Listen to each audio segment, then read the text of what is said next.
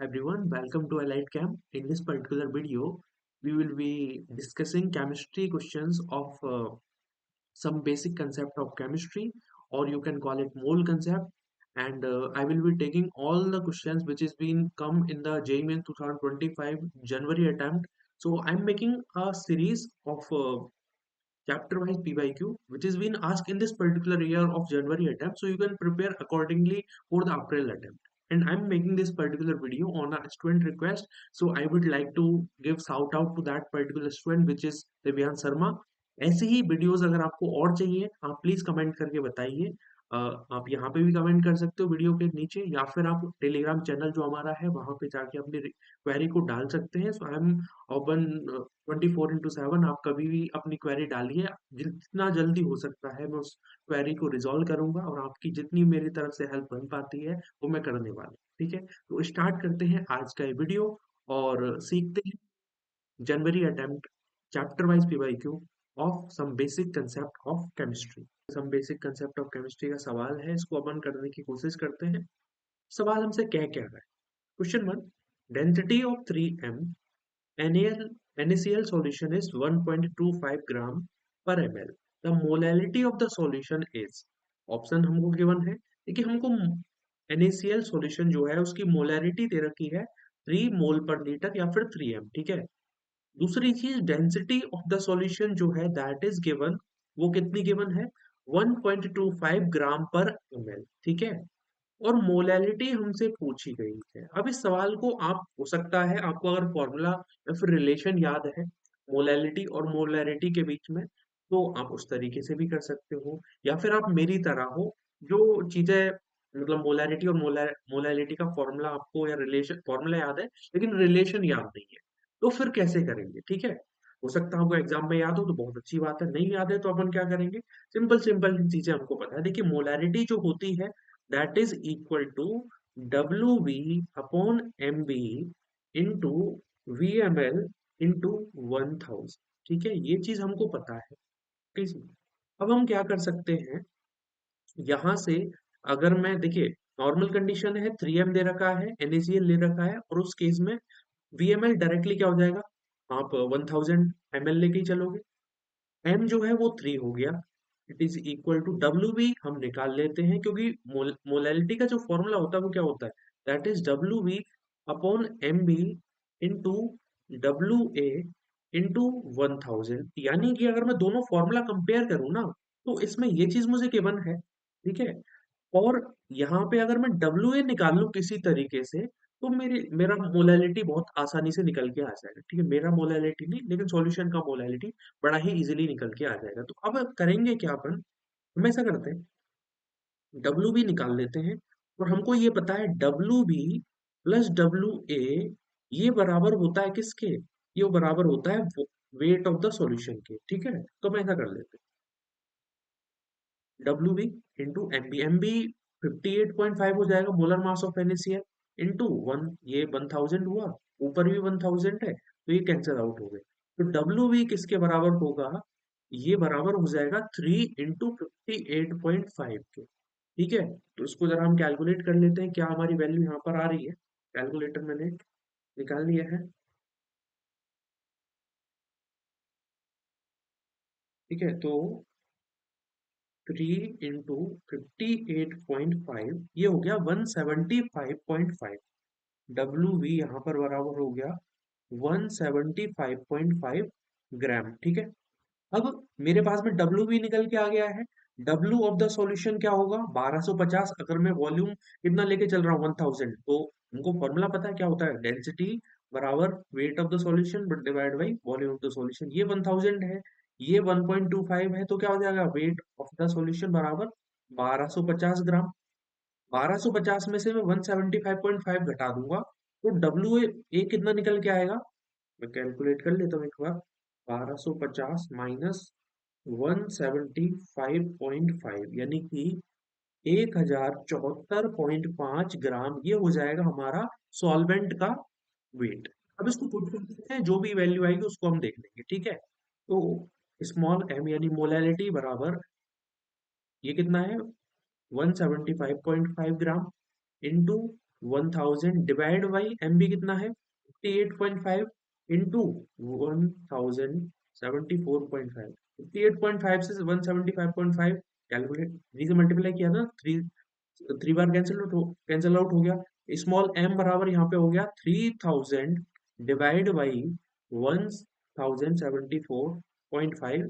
अब ये कहने की वैल्यू 2.79 के आसपास ही आएगी। देखो कैलकुलेट करके भी देख लेंगे अपन। 3000 डिवाइड बाई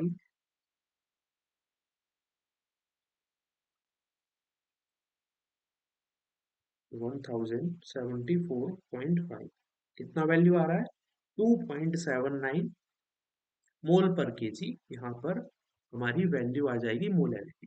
ठीक है, ये वैल्यू आएगी, यानी ऑप्शन टू यहाँ पर करेक्ट हो जाने वाला है। तो बड़ा सिंपल सा सवाल था, आपसे बन जाएगा। चलते हैं अगले क्वेश्चन की तरफ।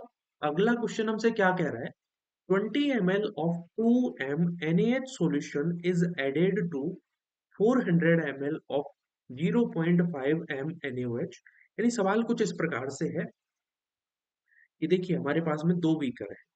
ठीक है, इस प्रकार से दो बीकर मान लीजिए, दो बीकर है, इसके अंदर वॉल्यूम NaOH का है 20 ml और मोलैलिटी दे रखी है 2m। ठीक है, दूसरी तरफ हमारे पास में यहाँ पर वॉल्यूम कितना है 400 ml है और मोलैलिटी यहाँ पर 0.5 m है। ठीक है, अब आप क्या कर रहे हो, दोनों सॉल्यूशन को मिक्स कर दे रहे हो। एक बड़ा वाला बीकर आपके पास में है, उस बड़े वाले बीकर में आप मिला दोगे तो रिजल्टेंट क्या होगा, वॉल्यूम तो क्या हो जाएगा 420 ml हो जाएगा। ठीक है, आपको फाइनल मोलैरिटी कैलकुलेट करनी है।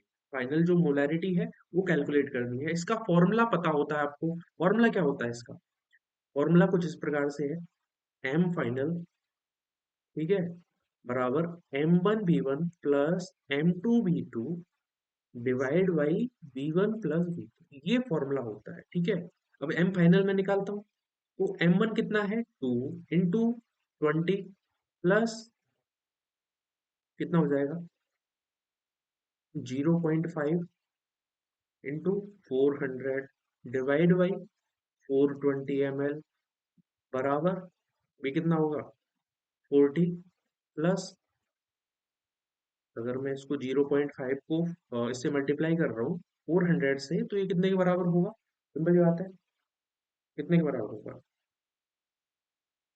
200 के बराबर। अरे आधा हो जाएगा यार, सिंपल जी, इतनी मैथमेटिक्स नहीं हो पा रही भाई साहब, बहुत समझ।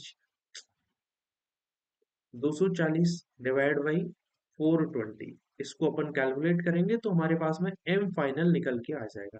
ये कितना होगा 240 डिवाइड बाई 420, यानी 0.57 यहाँ पर हमारी वैल्यू निकल के आएगी, रिजल्टेंट जो मोलैरिटी ऑफ द सॉल्यूशन हो। इस तरीके से अपन इसको कर लेंगे। मिक्सिंग का कंसेप्ट होता है, सिंपल सा हमने वो यहाँ पे लगाया है फॉर्मूला। ये वाला फॉर्मूला आपको पता होना चाहिए।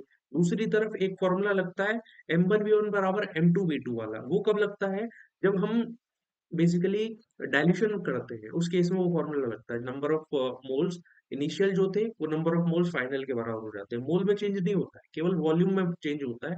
उस बेसिस पे वो फॉर्मूला हम लगा देते हैं। अगला क्वेश्चन देखते हैं, क्वेश्चन नंबर थर्ड। ये सवाल पूछा गया था 23 जनवरी शिफ्ट वन के अंदर। देखिए हो क्या रहा है, 2.8 into 10 to 3 mole of CO2 is left after removing 10 to 21 molecules from x milligram sample. यानी मैं ये कह रहा हूँ, देखिए हमारे पास में कुछ इस प्रकार से एक कंटेनर था, उसके अंदर CO2 गैस भरी हुई थी। ठीक है, इसका इनिशियल x मिलीग्राम हमने वेट ले रखा था। इसमें से हुआ क्या है, इसके अंदर से 10 to 20 मॉलिक्यूल्स चले गए। ठीक है, और 10 to 21 मॉलिक्यूल निकलने के बाद में इसमें अभी भी कितने मोल्स बचे हुए हैं, 2.8 इंटू 10 to 3 मोल बचे हुए हैं। अब करेंगे क्या, सवाल को समझो। सबसे पहले हमको क्या पता है, अगर मैं इस मॉलिक्यूल को मोल में कन्वर्ट कर लूं, तो ये मोल और इनिशियल जो बचे हुए मोल है वो रिजल्टेंट इनिशियल मोल के बराबर हो गए। जितने मोल निकले हैं, जितने मोल बचे हुए हैं, उनको अगर मैं जोड़ दूं तो इनिशियल मोल के बराबर होंगे। और मोल से मुझे वेट में कन्वर्जन करना आता है, क्योंकि मोलर मास गिवन है। सवाल समझ में आया कैसे करना है। ठीक है, अब ये मॉलिक्यूल्स से मैं कैसे कन्वर्ट करूंगा मोल्स में। ठीक है, मोल रिमूव्ड बोल सकते हैं इसको मैं, बराबर 10⁻21 मॉलिक्यूल्स डिवाइड बाई Na, जो कि हो गया 6 × 10⁻23 के बराबर। 10⁻23 एंड 10⁻21 कैंसिल आउट हुआ, 10⁻2 बचा। इन नंबर ऑफ मोल्स रिमूव्ड जो होंगे वो बराबर होंगे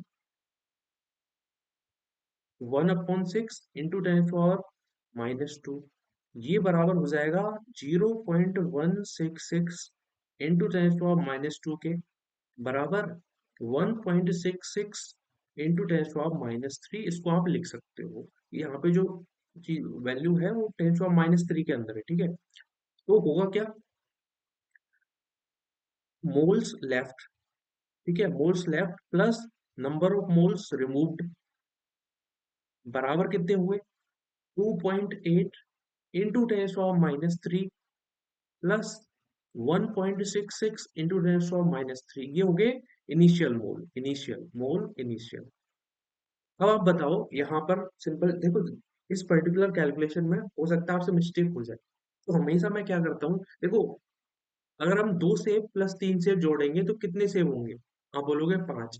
5 तो होंगे लेकिन 5 सेव होंगे, तो मान लो ये हमारे 2 और 3 इस तरीके से नंबर है, 10⁻³ को सेव की तरह मान लो, तो ये चीज आपने जोड़ी इसके अंदर, ठीक है, तो कितना हुआ 2.8 प्लस 1.66 यानी 4.46, ठीक है, इनटू सेव, सेव कितने हैं 10⁻³, मतलब सेव को हम 10⁻³ की तरह मान रहे हैं, ये इनिशियल मोल्स थे। अब इनिशियल मोल से मैं क्या कर सकता हूँ, वेट निकाल सकता हूँ, तो वेट यहाँ पे क्या हो जाएगा, वेट ऑफ CO2 बराबर 4.46 इंटू 10⁻³ इंटू 44, इससे मल्टीप्लाई कर लो 44, तो ये हो गया 196, तो यहाँ पर जो वैल्यू आएगी x मिलीग्राम 196.24 इंटू 10⁻³ ये ग्राम के अंदर वैल्यू है। अगर मैं इसको मिलीग्राम के अंदर कन्वर्ट करना चाहता हूँ तो क्या हो जाएगा 196.24 milligram is the weight of the CO2 जो इनिशियली प्रेजेंट था। ठीक है, समझ में आ गया। तो अगर आप फिजिकल केमिस्ट्री में सवाल समझना चाहते हो, बस आप लैंग्वेज या सवाल की लैंग्वेज समझ ली ना तुमने, तो आपसे सवाल इजीली बन जाएगा। कोई इसमें लॉजिक, कोई इसमें बहुत रॉकेट साइंस नहीं है, ठीक है, सिंपली सवाल बन जाते हैं। अगला सवाल हम लोग यहाँ पे कर रहे हैं, देखिए हो क्या रहा है, 0.01 mole of an organic compound containing hydrogen on complete combustion produce molar mass of this. इस सवाल के अंदर मेरे को लग रहा है कुछ डेटा की कमी है। इस सवाल के अंदर कौन सा सवाल है, क्वेश्चन नंबर 4 है। क्वेश्चन नंबर 4 के अंदर डेटा पूरा प्रेजेंट है कि नहीं है, 10% हाइड्रोजन प्रेजेंट है, कंटेनिंग 10% हाइड्रोजन, ठीक है। तो इस सवाल के अंदर आप देखिए हो क्या रहा है, कोई ऑर्गेनिक कंपाउंड है, ठीक है, organic compound plus O2 converted into, combustion करोगे तो क्या बनेगा CO2 बनेगा, प्लस यहाँ पर H2O का फॉर्मेशन होता है। इसके मोल्स कितने गिवन है, 0.01 मोल्स गिवन है, ठीक है। और एक चीज और है इस सवाल के अंदर, कुछ 1.7 जो CO2 की अमाउंट बन रही है दैट इज गिवन 1.76, ठीक है, कुछ इस प्रकार से है। तो वेट, इसका तो वेट गिवन है 1.76 ग्राम। इस पर्टिकुलर ऑर्गेनिक कंपाउंड के अंदर 10% हाइड्रोजन प्रेजेंट है, ठीक है, इस प्रकार से कुछ चीज हमको वैल्यूज गिवन है। तो हमको resultant molar mass of the compound निकालना है, तो सबसे पहले अपन को मॉलिक्यूलर फॉर्मूला कैलकुलेट करना होगा, तभी तो जाके अपन मोलर मास निकाल पाएंगे। तो होगा क्या, देखिए जब हम एक कंबशन प्रोसेस को बैलेंस करते हैं तो वो क्या होती है, ऑर्गेनिक कंपाउंड से बनता है XCO2 प्लस YY2 H2O और X प्लस YY4, ये बैलेंस इक्वेशन होती है, ठीक है, this is a balance equation. अब देखो जरा, अगर मैं ऐसा करूं 1.76 डिवाइड बाय, अगर मैं मोल्स निकालना चाहता हूँ CO2 की, तो वो कैसे निकालेंगे अपन, 1.76 डिवाइड बाय 44, 1.76 डिवाइड बाय 44, तो 0.04 मोल इसके निकल के आ। अब मुझे बताओ, सिंपल सी कैलकुलेशन है, तुम लोग मैथमेटिक्स के स्टूडेंट हो, अगर मैं यहाँ पे x की वैल्यू निकालना चाहता हूँ जब इसके 0.04 मोल्स गिवन है, तो ये कहीं ना कहीं 4 दी होगी, इससे 4 का ही तो मल्टीप्लीकेशन हो रहा है डायरेक्टली। देखो तो x की वैल्यू यहाँ पे किसकी आ गई, 4 आ गई, यानी मैं कह सकता हूँ C4, कार्बन के नंबर तो 4 है, ठीक है।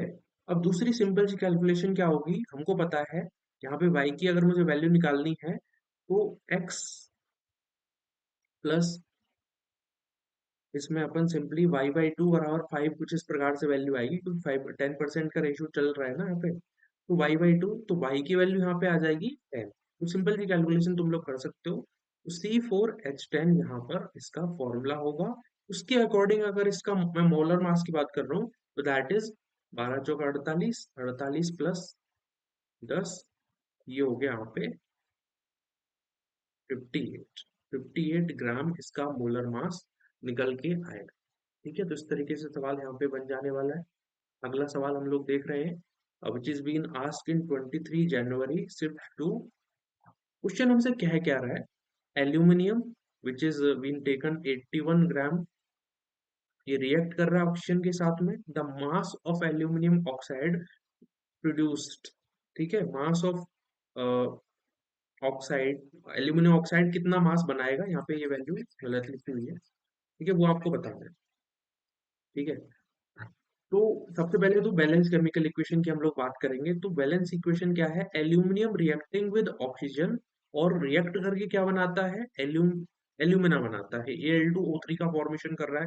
तो रिएक्शन बैलेंस कर लेंगे अपन, 3O2 यहाँ पे 4, ठीक है। तो इस तरीके से रिएक्शन बैलेंस हो चुकी है।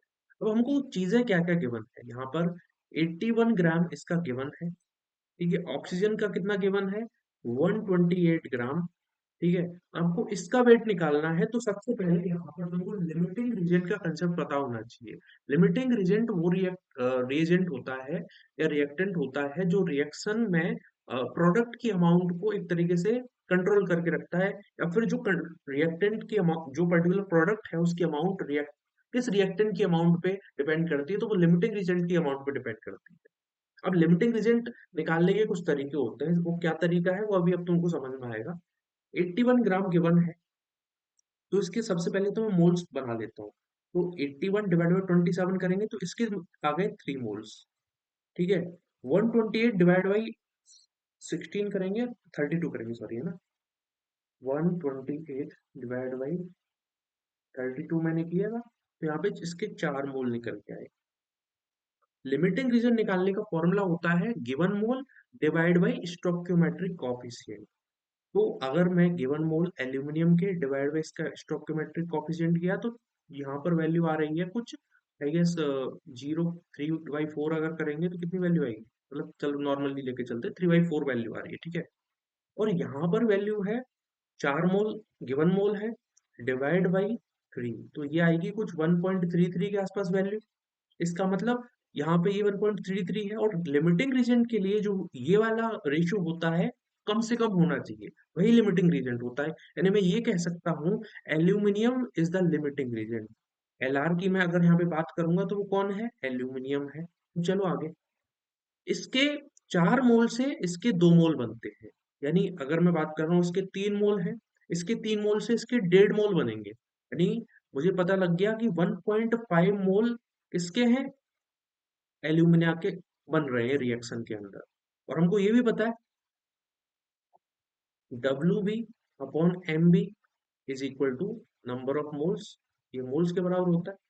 अब मुझे अगर इसका वेट निकालना है, WV या फिर W ऑफ द एल्यूमिना अगर मुझे कैलकुलेट करना है, तो इसका मोलर मास, इसका मोलर मास कितना होगा वो देख लेते हैं एक बार हम। 102 के आसपास आएगा, है ना, 102 आता है इसका एल्यूमिना का, इनटू इसके मोल्स है 1.5, तो वेट ऑफ एल्यूमिना कितना आ जाएगा, 102 इंटू 1.5, यानी 153 ग्राम इसके निकल के आएंगे हमारे पास में।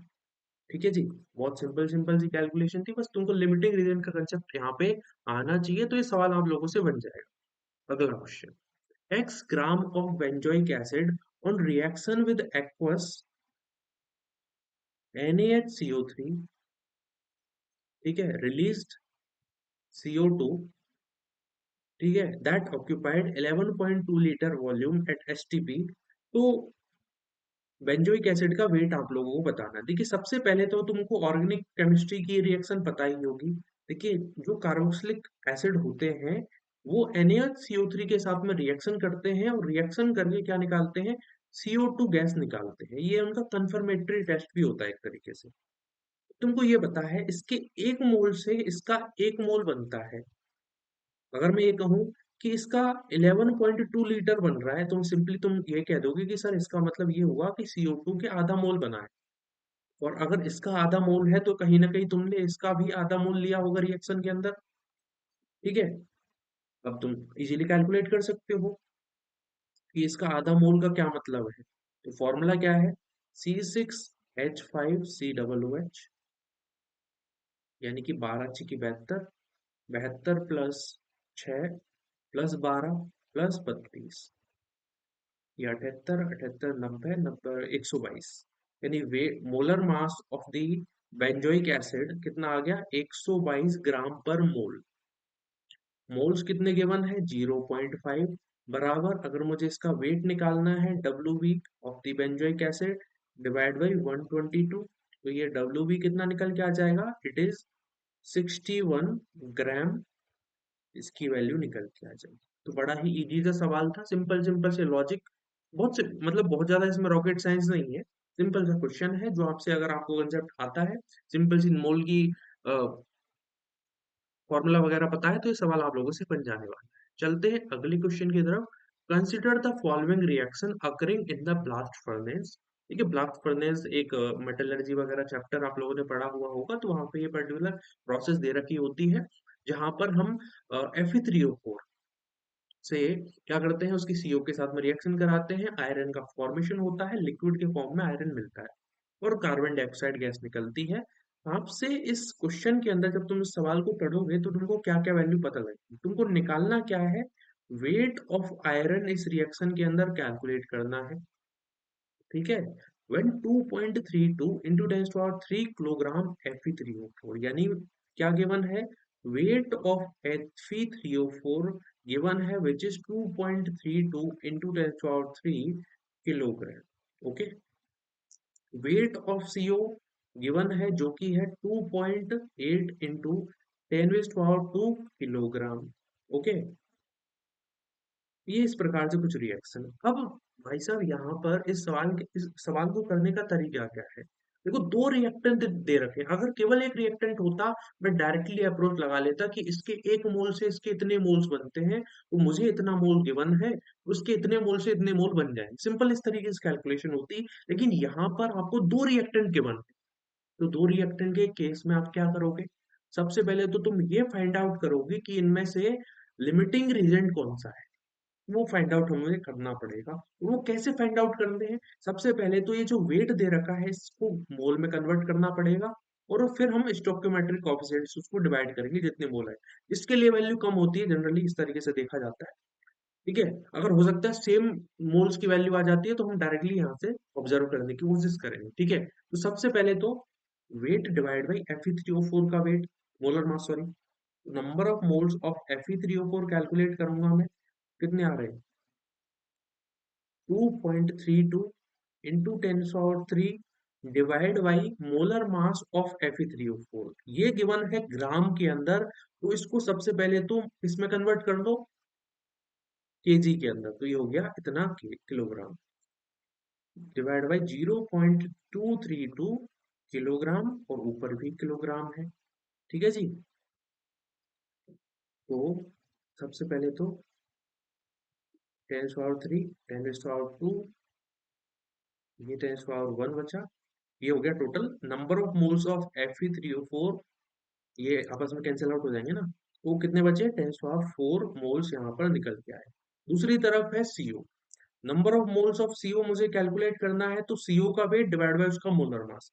CO का वेट कितना गिवन है, कार्बन मोनोऑक्साइड का 2.8 into 10⁻² kilogram, divide by molar mass of CO which is 28 ग्राम पर मोल, इसको मुझे कन्वर्ट करना पड़ेगा किलोग्राम के अंदर, तो ये हो जाएगा 0.028 किलोग्राम। ठीक है, तो ये हो गया 0.028। ठीक है, इसको मैं ऊपर लेके गया तो ये बचा 10⁻³ और नीचे मैंने यहाँ पे लिख दिया, ये हो गया 10⁻⁻1, रिजल्टेंट 10⁻⁵ और यहाँ पर से कैंसिल आउट हो ही रहे। 10⁻⁵ का मतलब 10 यहाँ पे 1, वो नीचे 10 भी है, इसका मतलब number of mole of CO भी 10⁻⁴ है, नंबर ऑफ मोल ऑफ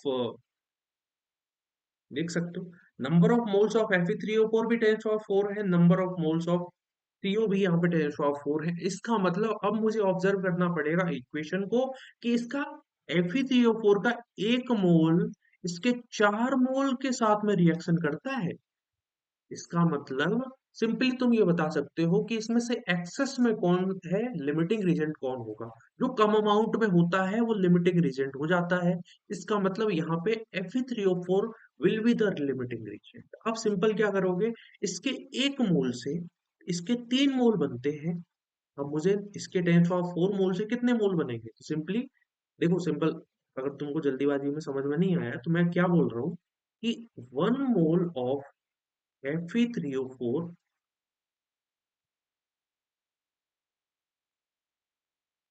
से 3 मोल आयरन का फॉर्मेशन होता है। तो 10⁻⁴ मोल जो इधर मैंने निकाला है, 10⁻⁴ मोल से कितने मोल बनेंगे, तो 3 × 10⁻⁴ मोल आयरन के फॉर्म होंगे। समझ में आ रहा है। और हमको फॉर्मूला भी पता है, क्या क्या फॉर्मूला है, नंबर ऑफ मोल बराबर वेट अपॉन मोलर मास। ठीक है, तो मैं क्या करूंगा, मोल गिवन है कितने, 3 × 10⁻⁴ मोल ऑफ आयरन बराबर वेट ऑफ आयरन मुझे निकालना है, डिवाइड बाय 56। ठीक है, तो ये निकल के आ जाएगा कितना, कैलकुलेट कर लेते हैं एक बार, 3 × 56, तो ये होगा 168 × 10⁻⁴, ये ग्राम के अंदर वैल्यू चल रही है। ठीक है, तो वेट बराबर हो गया 1680 × 10⁻³ ग्राम। 10⁻³ को मैं 1 किलोग्राम बोल सकता हूँ, यानी weight of the iron will become 1680 kilogram. ये हमारा यहाँ पे आंसर निकल के आएगा। समझ में आया? बहुत इजी सी, मतलब देखने में थोड़ा डरावना क्वेश्चन लग सकता है, लेकिन अगर आप सिंपल सिंपल बहुत आराम आराम से सवाल करोगे तो कोई गलतियां लोगों से नहीं होने। ठीक है, चलते हैं अगले क्वेश्चन की तरफ। The elemental composition of a compound is 54.2% of carbon, 9.2% of hydrogen, 36.6% of oxygen. If the molar mass of the compound is 132 gram per mole, the molecular formula of the compound is। यानी हम ऐसा करेंगे, देखिए आपको क्या क्या चीजें given, हमको कार्बन का परसेंटेज गिवन है 54.2%, हाइड्रोजन का परसेंटेज गिवन है 9.2%, और ऑक्सीजन का परसेंटेज गिवन है 36.6%। अब मुझे यहाँ पर क्या निकालना पड़ेगा, मोलर रेशियो निकालना है। ठीक है, तो मैं क्या करूंगा, 54.2 डिवाइड बाई 12 करूंगा, 9.2 डिवाइड बाई हाइड्रोजन का मोलर मास डिवाइड करूंगा। ठीक है, 36.6 डिवाइड बाई 16 ऑक्सीजन का मोलर मास। तो रिजल्टेंट यहाँ पर वैल्यू कितनी आ रही है, अगर मैं 56 पॉइंट सॉरी 54 है ना, 54.2 डिवाइड बाई 12 कराऊं तो 4.51 ये वैल्यू निकल के आ रही है। 9.2 यहाँ पर डायरेक्टली वैल्यू आ गई, यहाँ पर कितना आ रहा है, 36.6 डिवाइड बाई 16, तो 2.28। अब यहाँ पर सबसे जो छोटी टर्म है, सबसे छोटी जो वैल्यू है, उससे जितनी भी वैल्यू, दोनों वैल्यू मतलब बाकी की दोनों वैल्यू को अपन डिवाइड करेंगे, तो उससे अपन के पास में number of carbon, number of hydrogen, number of oxygen निकल के आ जाएगा। मतलब 4.51 divide by 2.28, 9.2 divide by 2.28 and 2.28 divide by 2.28, 2.28, हाँ ठीक है।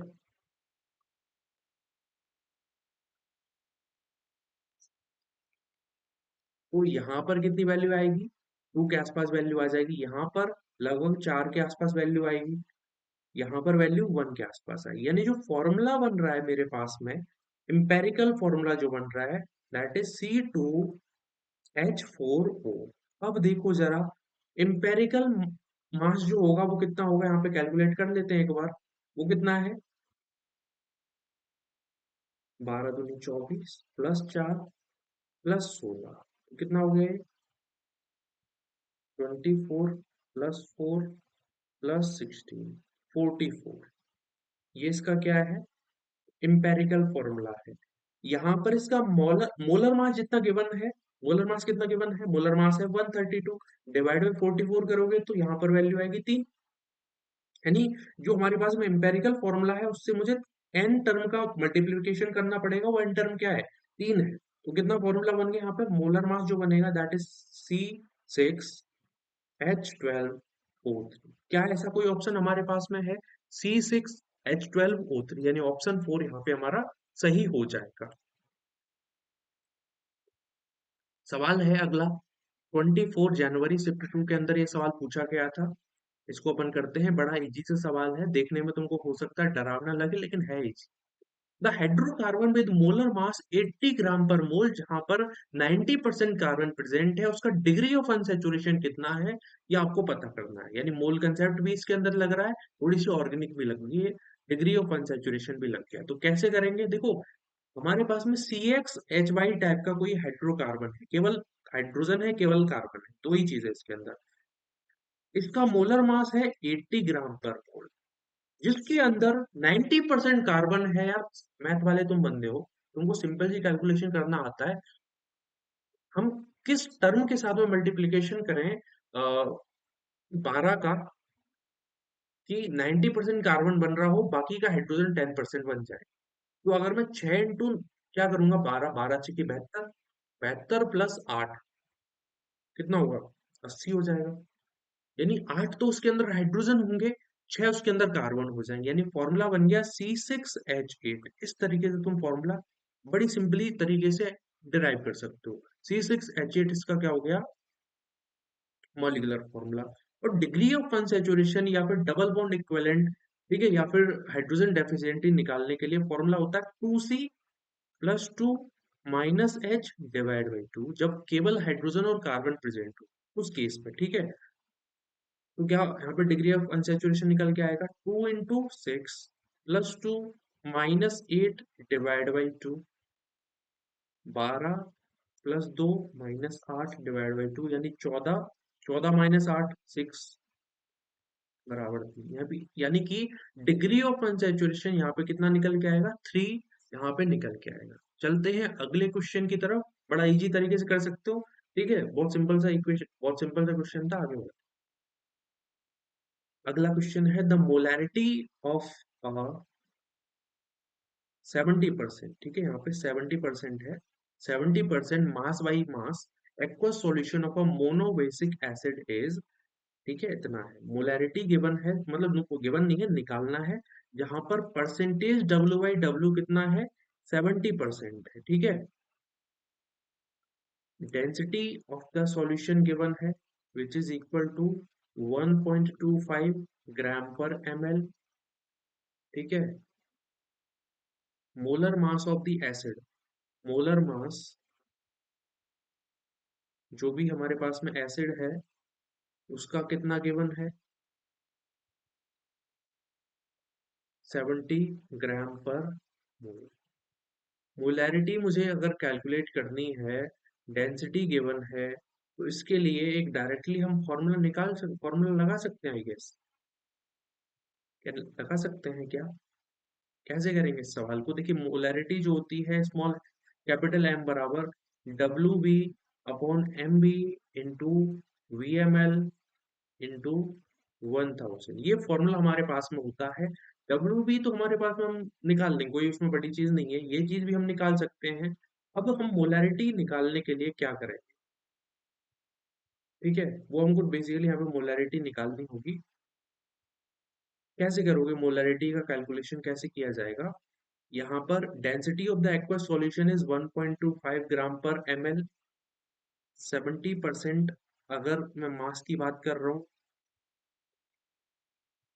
तो डेंसिटी ऑफ द सॉल्यूशन बराबर होता है weight of the solution divide by volume of the solution. तो मुझे वॉल्यूम ऑफ द सॉल्यूशन निकालना है वेट ऑफ द सॉल्यूशन को यूज करके, ठीक है। और हमको ये भी पता है कि जब डेंसिटी गिवन होती है और जब percentage W by W given होता है, उस केस में मोलैरिटी को हम लिख सकते हैं, मोलैरिटी बराबर percentage W by W into D into 10 divide by molar mass of the solute. ठीक है, परसेंटेज डब्ल्यू बाई डब्ल्यू तो हो गया यहाँ पे 70 इंटू ये कितना है, डेंसिटी 1.25 गिवन है, into 10 divide by molar mass of the acid given है, दैट इज 70। तो 70 से 70 हो गया, और यहाँ पर 1.25 इंटू 10 करेंगे, रिजल्टेंट वैल्यू आ रही है यहाँ पे 125। अब यहाँ पर अगर मैं, कोई मैंने कैलकुलेशन मिस्टेक तो नहीं करी है, रिजल्टेंट 125 आएगा, जिसको अगर हम 10 -1 से मल्टीप्लाई करेंगे तो कहीं ना कहीं 1250 के आसपास आ जाएगा। मतलब 1250 इंटू 10⁻⁻1 कहीं ना कहीं 125 के बराबर है। तो इस तरीके से हम इस चीज को कैलकुलेट कर सकते हैं। ठीक है, चलते हैं अगले क्वेश्चन की तरफ, which is been asked in 28 January shift 1 के अंदर ये सवाल पूछा गया है। अगेन एम्पेरिकल फॉर्मूला वाला सवाल है, आपको यहाँ पर फॉर्मूला बनाना है। तो किस तरीके से बनाएंगे एक बार करके देखते हैं, चलिए साथ में मिलके। देखिए क्या क्या चीजें इसमें गिवन है, कार्बन गिवन है, इसका परसेंटेज गिवन है विच इज 14.5% इस ऑर्गेनिक कंपाउंड के अंदर कार्बन है। क्लोरीन की अगर बात करोगे तो वो गिवन है 64.46%। हाइड्रोजन की बात करेंगे आप लोग तो दैट इज 1.8%। मैंने कैसे बताया, इस तरीके के सवाल करने के लिए सबसे पहले तुम मोलर रेशियो निकालो, मतलब इनका जो परसेंटेज है डिवाइड बाई इनका molar mass. 64.46 divide by 30.5, 35.5, 1.8 divide by 1, तो इस तरीके से यहाँ पे 1.8 आया। जैसे ही मैं 64.46 डिवाइड बाई 35.5 करूंगा तो यहाँ पर वैल्यू आ रही है 1.8। यहाँ पर कितना, यहाँ पे भी आई गेस इतनी आसपास के वैल्यू आ जाएगी, 14.5 डिवाइड बाई 12 कर लो, तो ये कुछ वैल्यू आ रही है 1.2 के। ठीक है, ये वैल्यू लगभग 1.2 के आसपास आ रही है। तो आपको एम्पेरिकल फॉर्मूला बता, अब क्या करेंगे, जो सबसे छोटी टर्म है उससे आप डिवाइड करोगे 1.8 को, तो यहाँ पे वैल्यू आएगी 1, यहाँ पे 1.8 डिवाइड बाई 1.2, तो ये 1.5 के आसपास वैल्यू आ रही है। इसका मतलब इसको 2 मानेंगे, इसको भी 2 मानेंगे, यानी जो आंसर आएगा CH2Cl2, ये इसका एम्पेरिकल फॉर्मूला यहाँ पे बन जाएगा। ठीक है, इस प्रकार से इसका एम्पेरिकल फॉर्मूला आपके सामने बन के तैयार हो जाए। ये सवाल मैंने जो 28 जनवरी शिफ्ट 1 का शिफ्ट का सॉल्यूशन दिया था, डिस्कशन आप लोगों ने करा था, उसमें भी ये सवाल मैंने डिस्कस किया था। CH2Cl2 इसका आंसर आ रहा है। ठीक है, कोई गड़बड़ तो नहीं करी हम लोगों ने। 1.8, 1.8, 1.2। ठीक है, चलते हैं अगले क्वेश्चन की तरफ। Concentrated nitric acid is labeled as 75% by mass. The volume in ml of the solution which is contain 30 gram of nitric acid। तो क्या क्या चीजें हम लोग गिवन है, देखिए percentage W by W of the acid given है 75%। ठीक है, डेंसिटी गिवन है 1.25 ग्राम पर एम एल। ओके, और क्या क्या चीजें गिवन है, वेट गिवन है 30 ग्राम। ओके जी, अब तुमको क्या निकालना है, वॉल्यूम ऑफ सॉल्यूशन निकालना है एमएल के अंदर। कैसे करेंगे इस सवाल को, कैसे किया जाएगा, देखो हम ऐसे कर सकते हैं। देखिए 75% गिवन है, तो ये 30 ग्राम भी गिवन है, into 100 divide by weight of the solution, और वेट ऑफ द सॉल्यूशन और डेंसिटी ऑफ द सॉल्यूशन अगर मैं निकाल लूं तो volume of the solution simply निकल के आ सकता है। तो क्या होगा, वेट ऑफ द सॉल्यूशन बराबर हो जाएगा 3000 डिवाइड बाई 75। तो कितना निकल के आ रहा है, 3000 डिवाइड बाई 75, 40 के बराबर आ रहा है। 40 ग्राम यहाँ पे वैल्यू आई।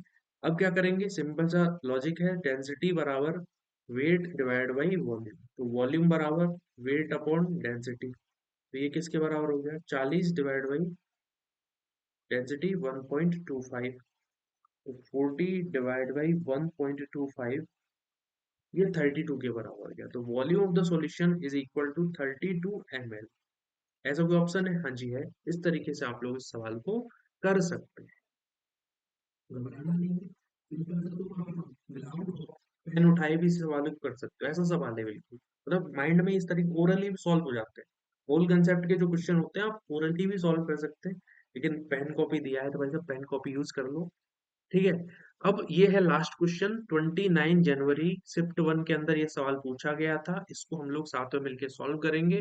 बड़ा ही इजी सवाल है, जो initially some basic concept of chemistry के अंदर कुछ डिटेल्स होती है, जिससे बहुत सारी चीजों के बारे में, जैसे सब्सटेंस के बारे में चीजें गिवन होती हैं, प्रिसेशन क्या होता है उसके बारे में अपन को पता रहता है, मास क्या है, फोर्स क्या है, डेंसिटी क्या है, इस तरीके की जो चीजें होती है वहीं से रीजनिंग वाला सवाल एग्जामिनर ने बना दिया। तो करते हैं इसको। Choose the correct statement. Weight of a substance is the amount of the matter present in it. नहीं जी, ये क्या होता है? मास होता है, वेट नहीं होता है, मास होता है। ये तो गलत स्टेटमेंट हो गया। Mass is the force exerted by gravity on object. नहीं भाई, ये नहीं होता। जो ऊपर डेफिनेशन लिखी हुई है वो मास की है, तो ये गलत है। ये कुछ अलग ही कहानी उन्होंने बोल दी है। ठीक है। Volume is the amount of space occupied by a substance. देखिए, वॉल्यूम क्या होता है? अमाउंट ऑफ स्पेस जो कि कोई पर्टिकुलर सब्सटेंस ऑक्यूपाई करता है, यानी ये स्टेटमेंट सही बात है। अगली चीज, temperature below 0 degree Celsius. 0 degree Celsius मतलब डिग्री सेल्सियस, सेल्सियस स्केल में जो टेम्परेचर होता है वो नेगेटिव में भी जा सकता है, लेकिन केल्विन में ये वैल्यू कभी भी नेगेटिव में नहीं जा सकती। ठीक है। तो ये स्टेटमेंट भी कहीं ना कहीं सही है। Precision refers to the closeness of various measurement for the same quantity। यानी स्टेटमेंट भी कहीं ना कहीं सही होता है। हम कहते हैं ना ये बहुत प्रिसाइज वैल्यू है। प्रिसाइजन, अब जो सबसे क्लोज, बेसिकली प्रिसाइजन क्या होता है? जो अपने बारे में सबसे स्टैंडर्ड वैल्यू है उससे कितना पास आपकी वैल्यू है, यानी वो प्रिसाइज वैल्यू है बेसिकली। तो precision is the closeness of various measurement for same quantity. यानी हमारा जो सही जो स्टेटमेंट है, ये सी सही है, डी सही है और ई सही है। यानी आंसर क्या होगा? ऑप्शन 2 यहाँ पर सही होगा। तो यहाँ पर हम लोगों ने some basic concept of chemistry के सवाल जेई मेंस 2025 के जनवरी अटेम्प्ट में कहाँ कहाँ सवाल आए हैं, कौन कौन से सवाल आए हैं, उनको हम लोगों ने डिस्कस कर लिया है।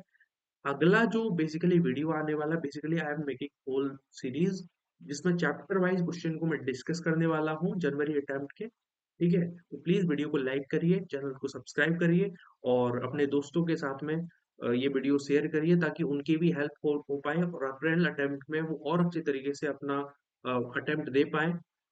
ठीक है। तो मैंने वीडियो बना दिया है, इसको अच्छी तरीके से आप लोगों को देख लेना है। और बेसिकली आप देख पा रहे हो कि सवाल कहाँ कहाँ से पूछ जाता है। लिमिटिंग रीजन बहुत इंपॉर्टेंट है, मोल का कंसेप्ट बहुत इंपॉर्टेंट है ना, स्टोइकियोमेट्री बहुत इंपॉर्टेंट है। इस तरीके से, और जो बेसिकली अपन हाइड्रोकार्बन वाला जो पर्टिकुलर पोर्शन है वो बहुत इंपॉर्टेंट होता है। इंपेरिकल फॉर्मूला वाला कंसेप्ट बहुत इंपॉर्टेंट है। यानी अगर मैं कि आप ऑब्जर्वेशन यहाँ पे आप लोग बनाए की ऑब्जर्वेशन, तो सवाल कहाँ कहाँ से पूछा जा रहा है मोल कंसेप्ट के अंदर। पहला चीज है इंपेरिकल फॉर्मूला से सवाल आपको मिल ही रहा, तो इंपेरिकल फॉर्मूला वाला कंसेप्ट बहुत ही इंपॉर्टेंट हो जाता है। स्टोक्योमेट्री बहुत इंपॉर्टेंट होती है। स्टोक्योमेट्री प्लस इसको आप बोल सकते हो लिमिटिंग रीजन। ठीक है, दोनों ही चीजें, वैसे स्टोक्योमेट्री के अंदर ही लिमिटिंग रीजन आ जाता है, तो बहुत इंपॉर्टेंट है ये चीज। इसके अलावा एक सवाल बेसिकली और कहाँ सवाल बना था, ऐसा सवाल, हाँ, कंसंट्रेशन टर्म से सवाल बनता है। कंसंट्रेशन टर्म में भी पर्टिकुलरली जो मोलैरिटी वाली चीज है, मोलैरिटी, ठीक है, मोलैरिटी से सवाल बना है। Molarity plus percentage W by W, plus इसको रिलेट कर देते हैं मोलैरिटी को डेंसिटी के साथ में। तो यहाँ से बहुत ज्यादा सवाल, बेसिकली हर शिफ्ट में आपको यहाँ सवाल आई गेस मिल ही गया है। ठीक है। तो ये चीजें इंपॉर्टेंट है। एक आध सवाल आप लोगों को जनरल केमिस्ट्री कह सकते हो, या फिर जनरल मैथमेटिक्स वाली जो चीजें होती हैं, जिसमें जैसे प्रिसेशन वगैरह हो गया, वहां से भी सवाल बना है, लेकिन वो बहुत ज्यादा अमाउंट में नहीं है। बहुत ज्यादा अमाउंट में हम बात करेंगे तो एम्पेरिकल फॉर्मूला सवाल है। स्टोक्योमेट्री सवाल है, कंसंट्रेशन टर्म से सवाल है, कंसंट्रेशन टर्म में मोलैरिटी से सवाल पूछा गया है, परसेंटेज W/W को रिलेट कर दिया बेसिकली मोलैरिटी के साथ में। तो यहाँ से मेजरली सवाल पूछे गए हैं some basic principle, some basic concept of chemistry के अंदर। आगे ही अपन इसी तरीके की जो ऑब्जर्वेशन है अगली वीडियो के अंदर लाएंगे ताकि और हेल्प हो पाए। और ये वीडियो का जो साउट आउट है that is to Divyansh Sharma. ऐसे ही और वीडियो अगर आप चाहते हैं आप कमेंट करके बताइए। टेलीग्राम चैनल है उसमें जुड़िए आप लोग प्लीज, और वहां पे जाके अपनी क्वेरी डालिए ताकि मैं आपकी और अच्छी तरीके से हेल्प कर पाऊँ। Thank you very much.